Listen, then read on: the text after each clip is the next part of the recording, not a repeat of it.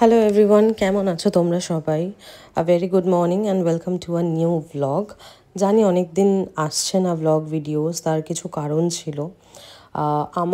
আমি এমন একটা মানুষ যে আমার পক্ষে না, যখন আমার মাথা কাজ করে না কোনো একটা দিকে হয়তো যদি বিগড়ে যায়, তাহলে আমার তখন সব দিকটা বিগড়ে যায়।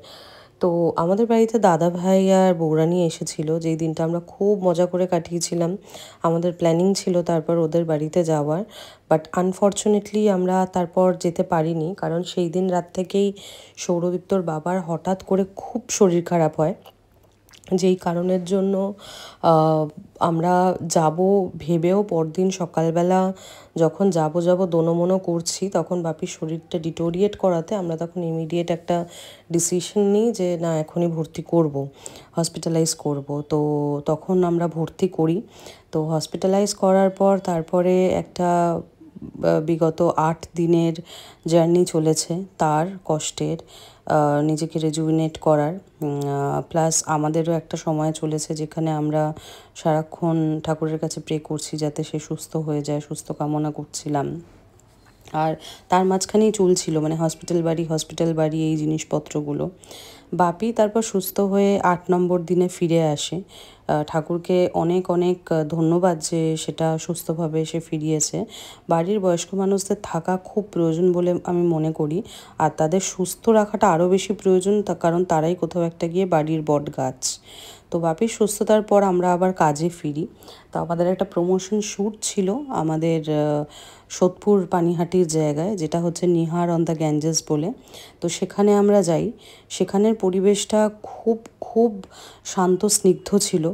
আর যেহেতু আমরা একটা এরকম সময় কাটিয়ে তারপরে আবার কাজে ফিরছিলাম, তাই জন্য আমাদের ক্ষেত্রে এই কাজের থেকে বেশি ওষুধের মতো ব্যাপারটা আমাদের জন্য কাজ করেছে। তার কারণ হচ্ছে, যখন আমরা সেখানে গেছি, সেখানে যেহেতু বৃষ্টি পেয়েছি, এত সুন্দর সবুজে ঘেরা একটা জায়গা, পুরোটাই সাবেকি, যেটা তোমরা দেখতে পাবে। এখানকার রুম, এখানকার ফার্নিচার্স সব কিছুই ভীষণ একটা সাবেকিয়ানা টাচ রয়েছে। বাড়িটি যদিও অনেক পুরনো, মানে রাজার আমলের বাড়ি, সেটাকে এখন সংরক্ষিত করে একটা স্টেকেশন প্রপার্টি হিসেবে এখন তারা ভাড়া দেয়, মানে অবভিয়াসলি আমরা যাতে অ্যাজ আ গেস্ট সেখানে নিজেদেরকে অ্যাভেল করতে পারি। প্লাস ওদের একটা রুফটপ ক্যাফে আছে, যেটাতে এমনিই যাওয়া যায়, মানে স্টেকেশনের জন্য না বুক করলেও ক্যাফেটাতে এমনিই যাওয়া যায়। দুপুরবেলা 3টে থেকে 9টা-10টা অবধি খোলা থাকে। তো আমরা ভালোই এনজয় করেছিলাম ওই টাইমটা। শ্যুট অবভিয়াসলি করেছি কারণ কাজের জায়গা, তার থেকেও বেশি আমার জন্য ব্যাপারটা রিজুভিনেশন হিসেবে কাজ করেছে, কারণ বৃষ্টি পড়লে না সবুজটা আরও যেন সবুজ হয়ে বেরোয়। তো কোথাও একটা গিয়ে যে সেই ব্যাপারটা এত ভালো লেগেছিল।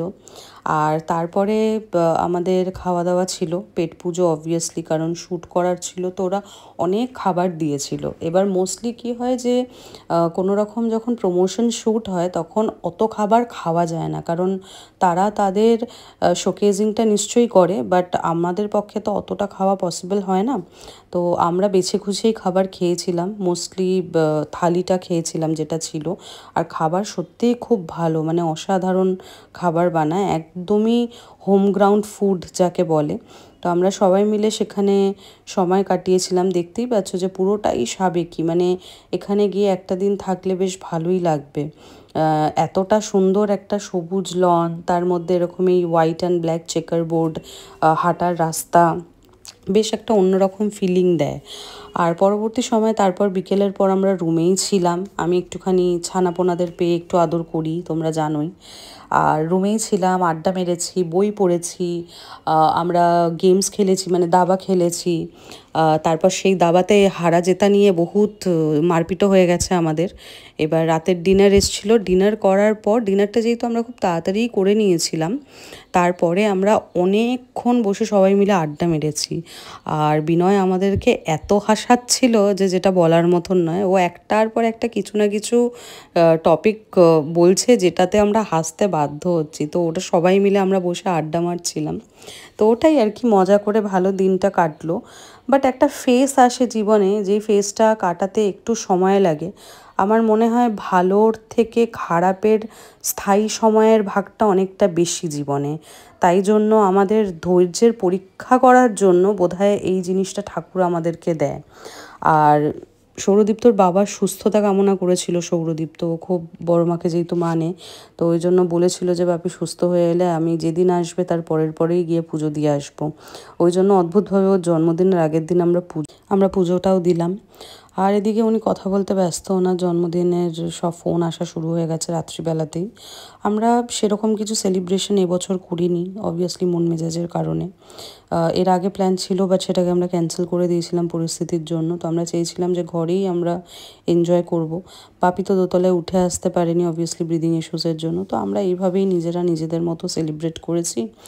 আর যেহেতু ওর জন্মদিনের দিন আমার কাজ ছিল, তো ওই জন্য খুবই স্বল্প আয়োজন করে ওকে দিয়েছিলাম। এইভাবেই কাটালাম সময়টুকু, তোমাদের সাথে এই পরিস্থিতিটা শেয়ার করলাম। তোমরা সবাই অবশ্যই ভালো থেকো এবং বাড়ির বড়রা যারা রয়েছে, মা বাবা যারা রয়েছে, তাদেরকে ভালো রেখো। আর যদি তোমরা বাই চান্স কোনো কারণে লাকি হও আর দিদা, ঠাকুমা, ঠাকুরদাদা এরা যদি তোমাদের জীবনে থেকে থাকে, তাহলে এরা হচ্ছে একদম জীবনের জলজ্যান্ত পুঁজি, ট্রেজার্স যাকে বলে। এদেরকে আরও যত্ন নাও, যতদিন পারবে নিজের কাছে রেখে দাও। আমার আফসোস যে আমি রাখতে পারিনি, না আমার ঠাকুমাকে না দীপের ঠাকুমাকে। তো যতদিন পারবে দিদা ঠাকুমারা ট্রেজার্স হয়, মা বাবারা তারপরে তো অবভিয়াসলি জীবনের খুব গুরুত্বপূর্ণ একটা জায়গা। তো তাদেরকে ভালো রাখো, নিজেরাও ভালো থাকো, মন মেজাজ সতেজ রাখো। বাকি তো দেখো খারাপ সময় ভালো সময় যাবে আসবে, আবার নতুন করে জীবনের মোড় নেবে, অনেক কিছুই হবে। আর এভাবেই ভিডিওটা এখানে শেষ করলাম। তোমাদের সাথে পরের আরেকটা নতুন ভিডিওতে নিশ্চয়ই দেখা হবে, নতুন কিছু নিশ্চয়ই শেয়ার করব তোমাদের সাথে। ততদিনে ভালো থেকো তোমরা।